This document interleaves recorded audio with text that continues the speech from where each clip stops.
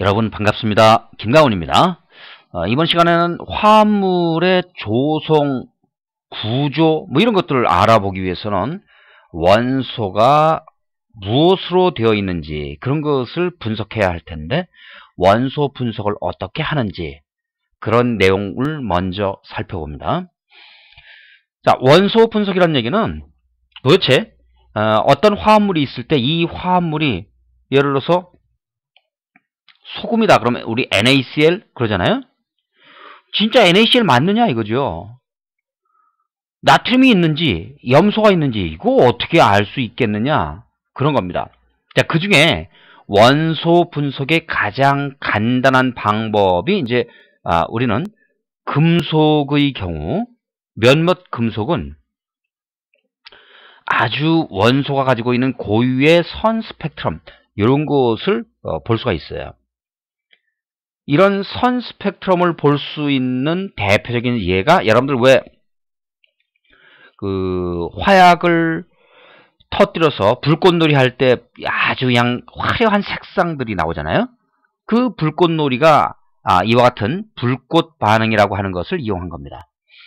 자, 이 불꽃 반응이라고 하는 것은 불꽃 속에 어떤 원소, 특히 이제 금속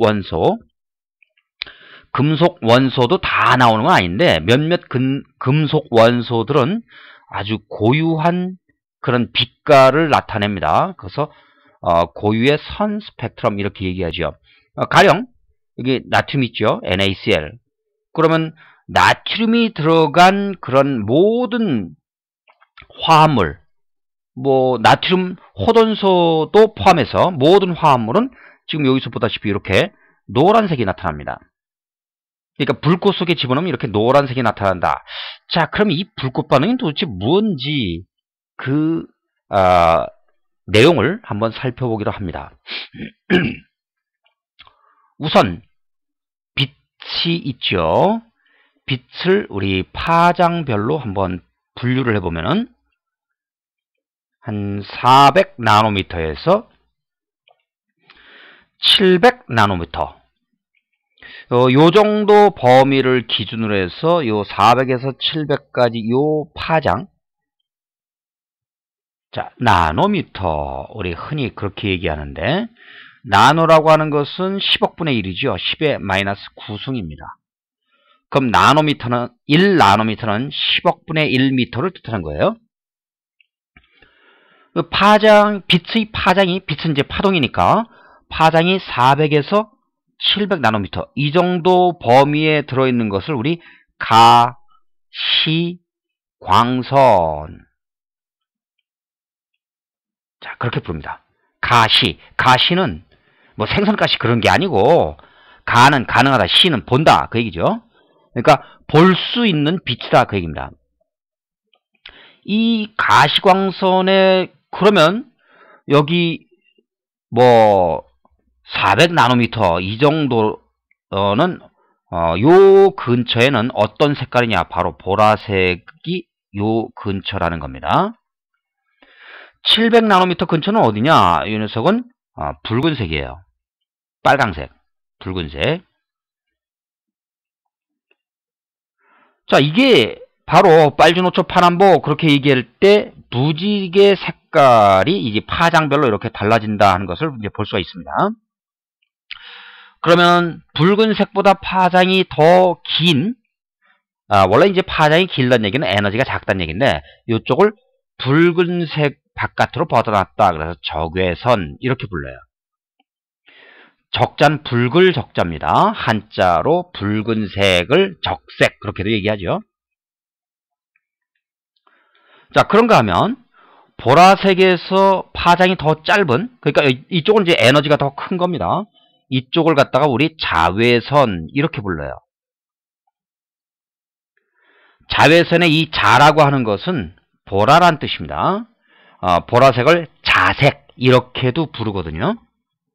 자, 그런데 빛 에너지는 이렇게 파장에 따라서 적외선도 있고 가시광선도 있고 자외선도 있는데 우리 불꽃 반응에 대한 불꽃 반응에 대한 실험에서 나타나는 색깔들은 가시광선 영역에서만 얘기를 합니다. 왜냐하면 가시광선이어야만 우리 눈에 보이니까요. 자, 그런데 여기 보세요. 칼슘 이렇게 되면은 여기 이제 주황색이 보입니다. 그 다음에 칼륨 그러면 이건 대체로 보라색이 나타난다 하는 걸 보여줍니다. 나트륨이 있으면 이렇게 노란색 확인했죠? 구리가 있으면 이렇게 녹색이 나타납니다. 그 다음에 리튬이 있으면 이렇게 붉은색이 나타납니다.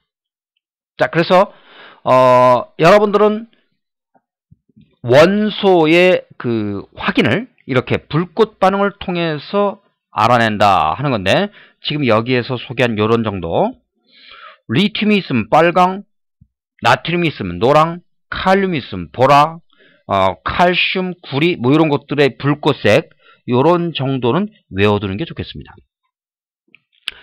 그럼 이 불꽃 반응은 도대체 어떻게 해서, 그 원리가 뭐냐, 어떻게 해서 이렇게 나타나게 된 거냐, 그 원리는 간단하게 이렇게 설명할 수 있겠어요. 나트륨이 있다.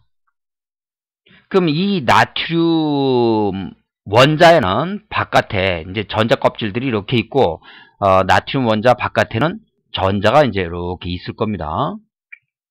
이 전자가 들떴다가 떨어지면서 나타나는 게 바로 노란 색깔이에요. 근데 이 전자 껍질을 일종의 계단처럼 생각할 수 있는데, 이 전자 껍질이라고 해도 좋고, 이것을 이제 좀 더 전문 용어로는 오비탈 이렇게 부르거든요.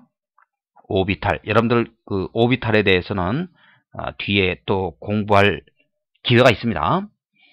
어쨌든 이렇게 오비탈을, 에너지가 다른 오비탈 사이를 여러분들 이렇게 계단처럼 생각하면 돼요.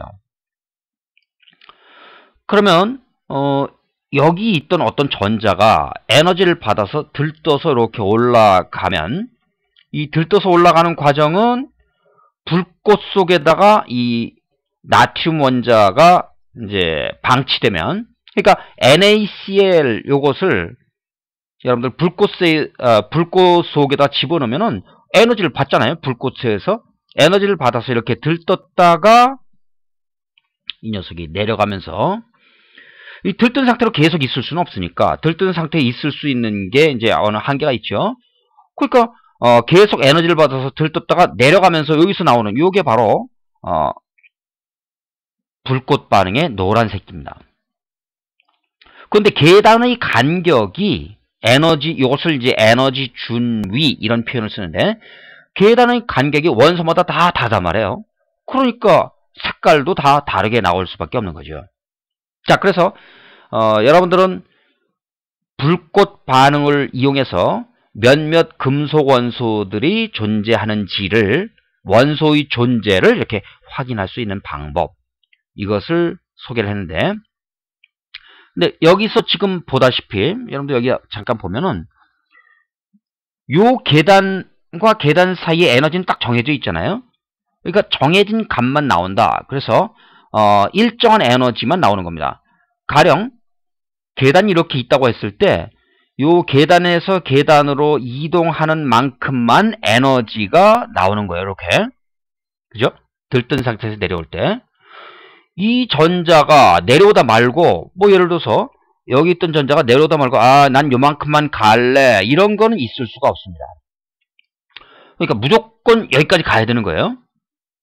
이렇게 될 때 정해진 에너지만 나올 수 있기 때문에 이것을 갖다가 우리 일정하게 딱딱 금이 거진 것처럼 나온다 그래서 선 스펙트럼, 그렇게 얘기합니다. 자, 이 아래 그림을 보면 요것들이 이제 방출하고 있는 선 스펙트럼이에요. 딱딱 금이 그어진 것처럼 이렇게 나오잖아요. 요거는 연속 스펙트럼이라고 합니다. Continuum 스펙트럼 이렇게 되어 있는데, 연속 스펙트럼, 연속적이다 이거죠. 여러분들 그 무지개 색깔 연상하면 됩니다.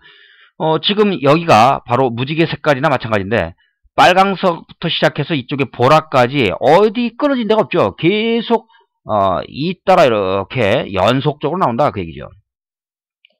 자, 이처럼 어떤 광원이 있으면 이 광원에서 나오는 빛을 프리즘을 통과시켜서 이렇게 분리를 해보면 이렇게 연속적으로 나올 때 이것을 우리 연속 스펙트럼 이렇게 얘기합니다.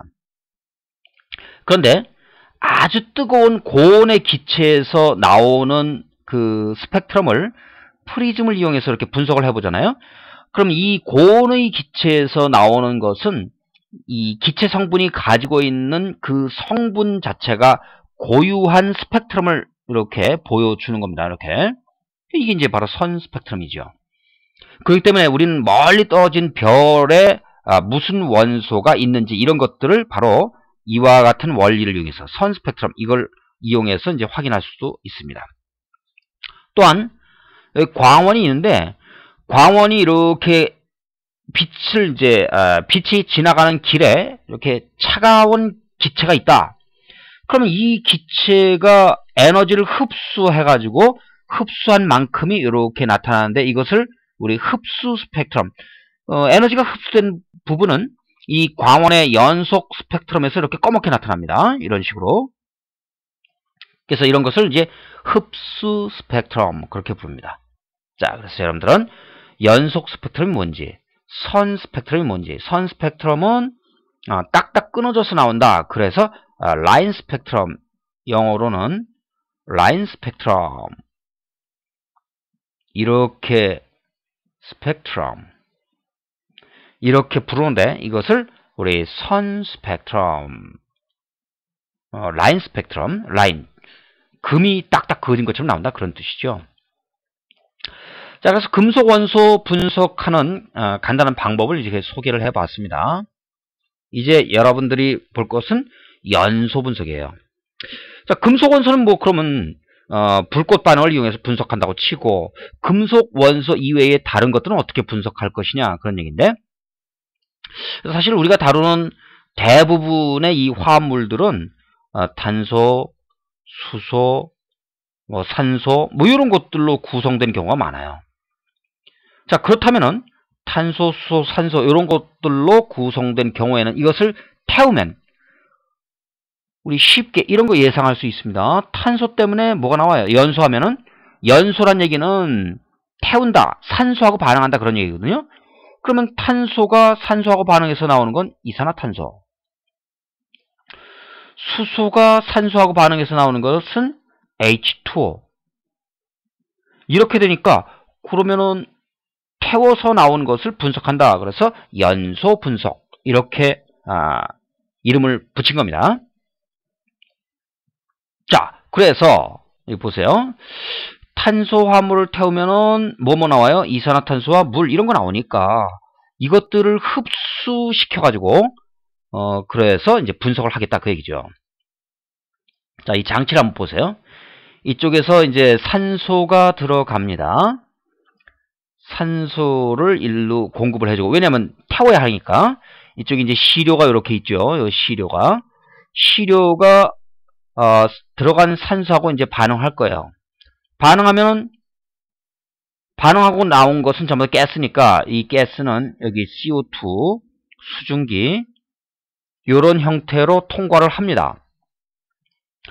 그랬을 때에 여기는 이 마그네슘 퍼클로레이트라고 했는데 뭐 이건 신경 쓰지 마세요. 여기에서는 수분을 흡수하는 흡수제입니다. 여기에 이제 사용하는 것은 H2O를 흡수하기 때문에 이런 종류들을 갖다 우리 건조제 그렇게 불러요. 건조제. 건조제는 수분을 흡수하는 능력이 있죠. 자, 그럼 여기에서는 수분이 다 이제 흡수가 되고 빠져나가는 것은 CO2입니다. 그죠? 그럼 이번에는 여기서 CO2를 흡수해야 되는데 소듐 하이드록사이드, 근데 이건 NaOH예요. NaOH 자체도 건조제로서 작용할 수 있는데 NaOH는 이거는 염기죠, 염기. 그리고 이산화탄소는 산성산화물입니다. 산성이니까 당연히 염기하고 반응할 거 아닙니까?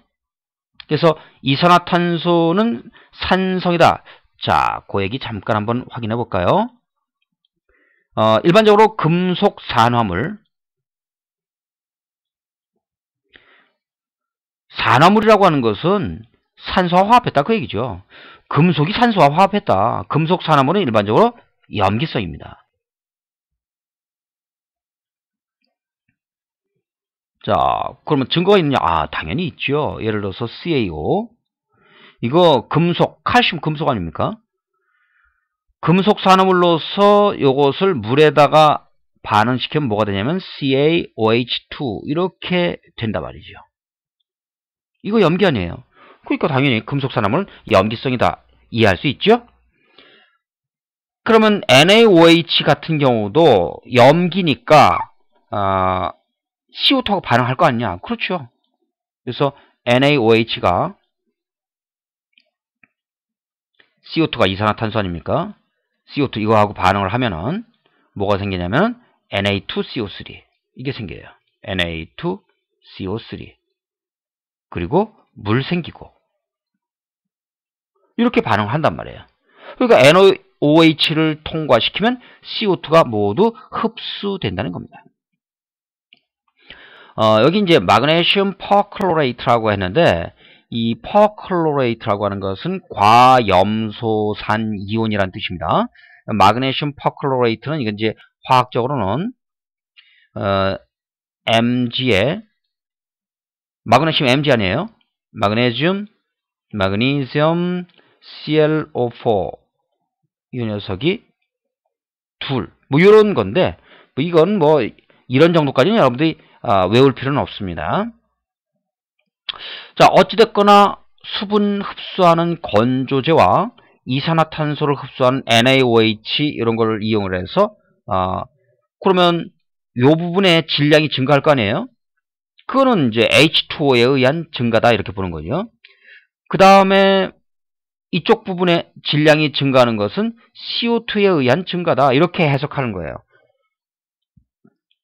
그러면 건조제에서 우리 수분이 얼마인지 알았고 이것을 바탕으로 해서 이 수분 속에 들어있는 H가 얼마인지 이거를 이제 알아낼 수 있고요.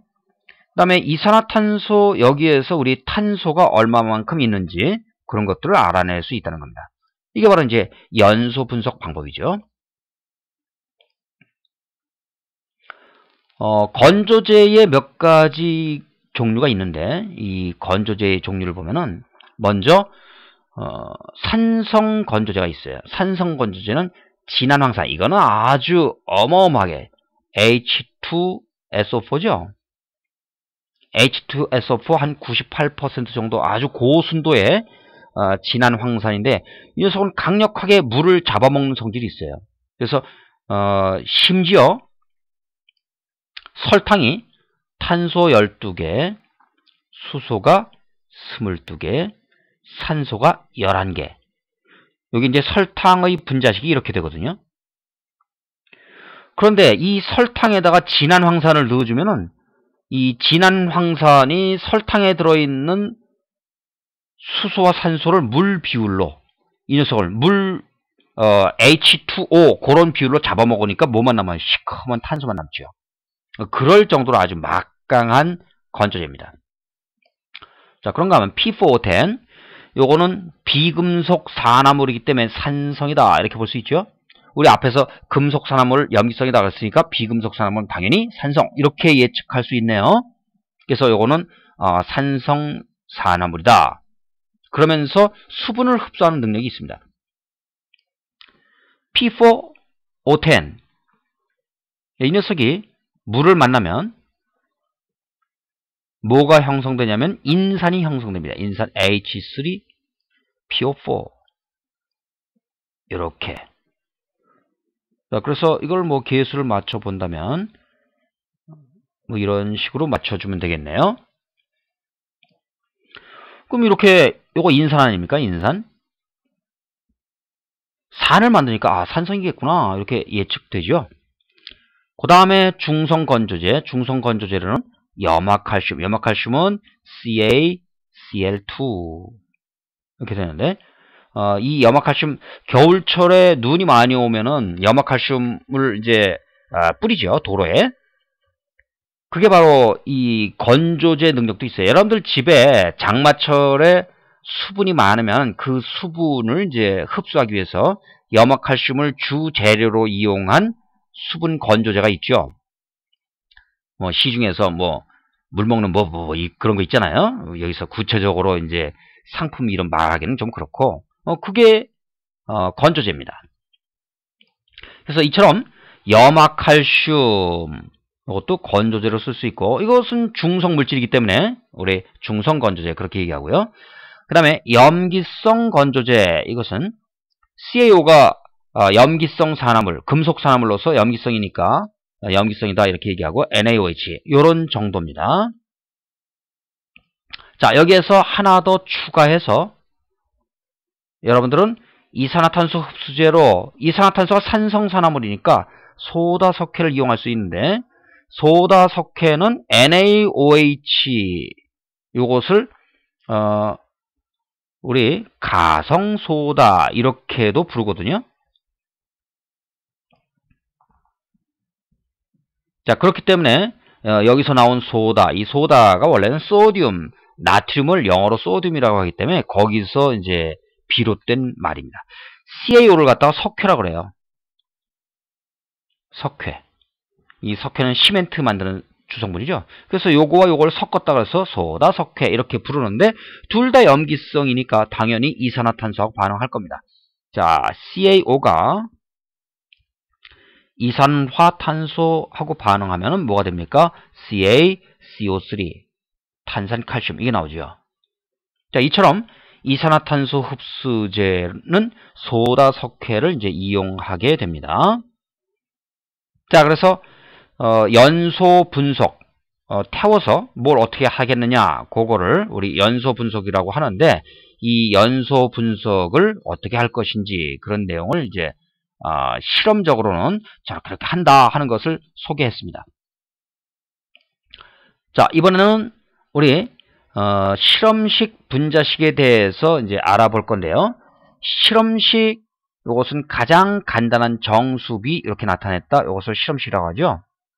가령 어떤 분자가 탄소 2개와 수소 4개 이렇게 이루어진 분자가 있다. 요거는 이제 분자식이라고 하죠. 분자식. 그런데 탄소 2개, 수소 4개 이렇게 이루어진 분자의 2대 4니까 약분의 점 CH2 이렇게 쓸 수 있죠. 요게 바로 실험식이 되는 겁니다. 자, 가만히 보니까 실험식과 분자식은 요 원자 개수가 몇 배 이런 관계에 있네요.